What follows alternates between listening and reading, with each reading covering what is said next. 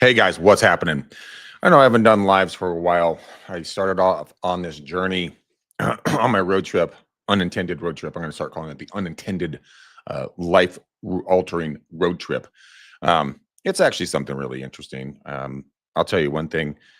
I was very happy in my life before it took a giant shit on me, but you know what? Such is life. It's okay. No big deal. Here's the thing.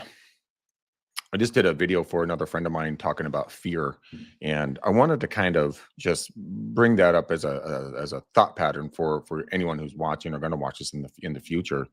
You know, fear can. There's actually two different definitions of fear. Um, One of them is I'm reading off my handy dandy little iPad or iPhone here.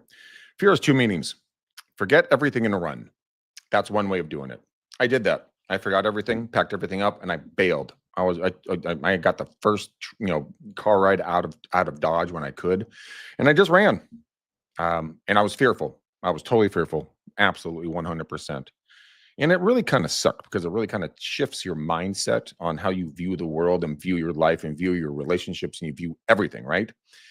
It's I do these videos basically as a journal for myself. So hopefully this helps you guys. If not, that's okay too. The other one is face everything and rise. So facing everything and rising out of the ashes. Yeah, it's cliche. You're the phoenix. You rise out of the ashes and ascend to the high skies. You have a choice. I have a choice, and I choose not to be fearful anymore. I choose not to allow it to control me in any way, shape, or form. If you allow it to control you, then your destiny is going to be just riddled with heartbreak and upset times because you're afraid of your own shadow. And you're not, you shouldn't be. I mean, you should not be. You're an amazing human being. Why are you afraid of everything? Like I was afraid of getting on the road. Like I shed a tear. I'll tell you one thing. I shed a tear when I was driving away from where I started my road trip out at my parents' ranch in Grass Valley. And that was almost a month ago on Wednesday. It's a month ago Wednesday coming up. And man, I don't know what the heck I was doing. Still don't know what I'm doing out here on the road. But I'm starting to find my feet underneath me. And why am I making this video? Why am I talking about this? Um, it's because every single one of us has a fear or fears. And sometimes they're so big and they're so daunting that we never do anything about them and we let them consume us. Letting them consume you is going to be the worst possible thing you can ever do because when you don't let your own light shine, you are giving people the permission to not let their light shine in life out of fear. But once you unveil that light and in you and you show it to the world, now you give people permission all around you to be successful. There's a quote that I use in all of my emails, and it reads like this: our deepest fear is not that we are inadequate. Our deepest fear is that we are more powerful. We're powerful beyond measure. It is our light, not our darkness, that most frightens us. Your playing small does not serve the world. There's nothing enlightened about shrinking so other people won't feel insecure around you. We were all meant to shine as children do. It's not just in some of us, it's in everyone. And as you let your own light shine, we unconsciously give other people permission to do the same. As we were liberated from our own fear, our presence automatically liberates others. I love that quote so much. And the reason why I love that quote so much is that if you think about it, you have a uniquely awesome talent skill set. Not sure what that is. I probably really haven't talked to you about it, but you know what it is. And it doesn't have to be real estate or your business or whatever else. It can be anything. Let's say you're a security expert. Let's say you're a expert pool cleaner. Let's say you're an expert gardener. Let's say you're great at cooking, great at being a stay-at-home mom or stay-at-home dad. And you know how to raise kids, and you know all the great restaurants, and you connect people, all this stuff. If you don't get out there and exercise on those awesome traits in your life, people, not just you, but other people are going to miss out on the opportunity because they feel that they have to stay small, stay little so that they don't offend other people around them. I had a conversation with an individual the other day, and this individual was telling me, I've always been told what to do. I've always been controlled, and I joked with this individual. I said, so you're like Britney Spears is what you're telling me? And this individual, like, yeah, pretty much. And they are allowing themselves to be put in a box that they don't deserve to be in. You don't deserve to be in a box if you don't want to be there. Get up, get out, go do something, go chase that dream, go do something. Gosh dang it. How hard is it? Well, actually, let me retract that last statement. It is hard because fear will eat you alive. But once you push past it, once the goal is bigger than the fear, there's no blockage anymore. You're going to push right through that thing like a D9 dozer, just right through that thing and knocking it down. Another one of my favorite sayings is everything you want is on the other side of fear. So identify that. Let's say you wanted to lose some weight. Just everybody wants to lose some weight at some point in their life. And you're like, oh, I'm fearful of going to the gym, or I don't know what to do. I don't know how to do that. Figure it the fuck out. Here's what I mean. When I was in high school, I didn't know what to do with how to work out. There was no internet. Well, we had the internet stuff that took forever to load. So guess what I did? I went out and I found a freaking rack and I started doing bicep curls. And then I'm like, okay, let's try triceps. Okay, I saw this in a magazine, got Men's Health magazine, started looking at the articles, started looking at the workouts. Guess what I did? Followed them. I filled up a backpack full of books, started doing curls, right?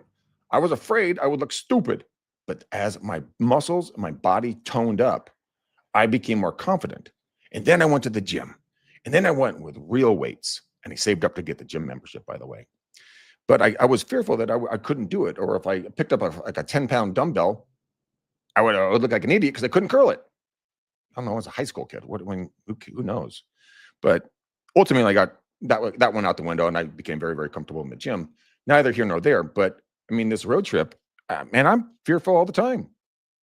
But I'm not going to let it beat me down. I'm not going to stop. Do I like going everywhere I go? No. Do I like all the people I talk to? No. Am I fearful I might just burn out and I look like a failure to everybody who's been following and watching me and encouraging me? Yeah, 100%. But I'm not going to stop. I'm going to figure a way through this. I'm going to Helen Keller my way through it. Sorry, no offense to anybody who might be blind or knows a blind person, but it's kind of a funny saying. Come on, you got to get a giggle out of that one. And I have found that nobody has said anything negative. Everybody is supportive of this. And so if people are going to be supportive of you in whatever endeavor you're going to go on, just say, you know what? I'm going to do this and I'm not going to look back. Because once you start looking back and you go through that rear view mirror, it is a bad, bad, bad move. And I say that with all love because I know I've done it. Once you understand that you can do it, you can. Now, you might not do it on the first run, but you definitely can do it on the second, third, fourth, fifth, sixth, seventh, 100th, whatever. Keep trying. Colonel Sanders, founder of KFC, became a billionaire in his 80s because he wouldn't stop. Everybody turned him down. Who wants breaded chicken? You're stupid. You're a funky old dude. Yeah, well, how'd that work out for you guys? I think he's doing pretty good. There's a guy who invented NeuroGum. If you don't know what NeuroGum is, it's like gum with crack in it. I actually tried one piece one time and holy crap, that stuff is unbelievably. It's like a 6-pack of espressos plus like a brain stimulant. You're just like, oh my gosh, this is phenomenal. And I bring NeuroGum up because they went on Shark Tank, and I think Mr. Wonderful offered them $30 million for the company. And without blinking, and probably was a pretty fearful moment for them, they're like, sir, we can't take your deal. And everyone's like, heck, you're going to turn down $30 million? And the two founders were like, yeah, we have a higher valuation. Now, here's the moral of the story. That was probably scary as all shit when they walked out of that studio going like, man, did we really just screw up super bad? But they didn't stop. They kept moving. The company's worth over $100 million now. I mean, Joe Rogan talks about them all the time. He says he keeps stacks of, cases of this stuff in the studio. I can see why. It's unbelievable. So for you, what's your NeuroGum? What's that belief? What's that hope? What's that drive? What's going to get you up and keep you moving? What scares you so freaking bad that your toes tingle and you start sweating and you just start, you kind of go cross-eyed for half a second? What does that look like? What's it going to take you to push through that and be the ultimate version of yourself? And again, I do these videos as like a personal journal and diary for myself. Hopefully you guys find some value in them. If you do, send me a comment, give me, talk to me a little bit about it, what your fear is. If you don't want to share it, put them in DM and let's have an offline conversation. But it's very important that all of us talk and stay together and work with each other. Just how geese fly south for the winter, they're all honking at each other. They're all encouraging the lead goose to keep pushing and keep striving. When he gets tired or she gets tired, they fall back to the back of the line. Someone else takes the lead, but they never stop. Yeah, it's probably pretty terrifying to be flying, nonstop up there. God knows kind of what they run into up there. But in life, you are going to come across things that terrify the living shit out of you. Just the fact. Maybe it's unexpected pregnancy. You're like, oh shit, having another kid or having a kid, right? Or maybe it's like, oh shoot, my spouse got fired or laid off, or they quit to chase their passion. You're freaking out because you're like, holy crap, I'm fearful of this because I don't know where our next paycheck's going to come from. Never stop. So much easier said than done. So much easier said than done. But your future self will thank you a million times over for never giving up. So for yourself, your future, your kids, your grandkids, keep pushing. Colonel Sanders status, the style.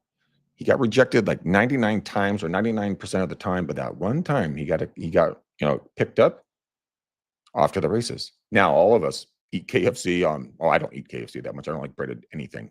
But a large proportion of the world eats KFC and they love it because it's consistent and it's there. And then if Colonel Sanders didn't do what he did, we wouldn't be having KFC. So what can you do that's going to change your future when you blow through that wall of fear? It's kind of interesting to think about, isn't it? It's like when you sit there and you're like, there's nothing I can do. Nothing I can do. But when you look at it and you're like, wow, what I always say is work the problem. Figure out the problem. Find the solution. Work backwards. Okay, what's the solution to the problem? Okay, write them all down and then start going to work. So let's say you want to get more deals, or if you want to have a better relationship with your spouse or partner, or if you want to find a spouse or a partner, or you want a better relationship with your kids. Figure out find the problem, find the solution, work the problem. Fear will evaporate once you start thinking in a positive mindset of like, I can do this. I have the answer for this. I can get this done. And then go do it. All right, guys, it's about as much time as I have. I have to go to a pumpkin patch today and pick out pumpkins. Never done that. I'm up here in near Seattle in Wichita or Ikaswa. Anyways, I'm near Seattle. So we're going to go pumpkin patch hunting today. So anyways, hope you guys I'm actually kind of fearful of that. I don't really like pumpkins. So anyways, you guys have a blessed and powerful day. Until the next time, boom, peace. Love you guys. Take care.